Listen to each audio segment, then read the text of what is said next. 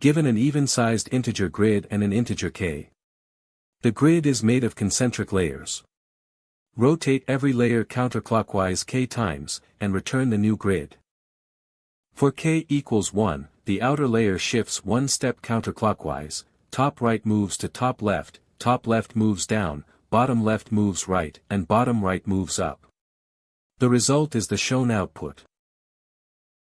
For the larger example, k equals 2. Both layers rotate counterclockwise by 2 positions, the outer border moves around the edge, and the inner 2 by 2 layer rotates inside it. The resulting grid is shown. Think of the grid like onion layers. The outer border is one independent ring, and the next border inside is another. The number of layers is half of the smaller dimension.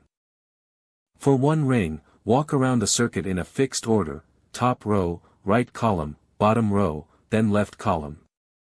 That turns the border into one straight list. Large K values repeat cycles.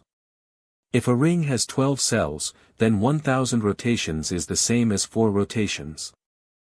Now rotation is just a left shift of the unrolled list.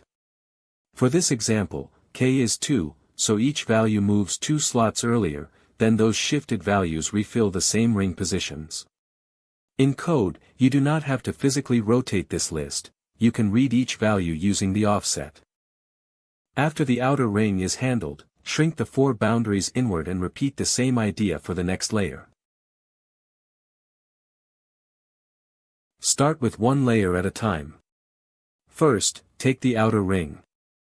Walk the ring in one fixed order and collect 12 values. The effective shift is 2. For each slot, read the value 2 positions ahead and place it back into the same ring positions. Then repeat the exact same process for the inner layer, collect 4 values, shift by 2, and write them back. After all layers are processed, this is the rotated grid. Time is O of m times n, because every grid cell belongs to exactly one layer and is read and written once. Auxiliary space is O of m plus n for the largest unrolled layer, excluding the return grid. Define the rotate grid routine. Let rows be the number of grid rows. Let calls be the number of grid columns. The layer count is half of the smaller dimension.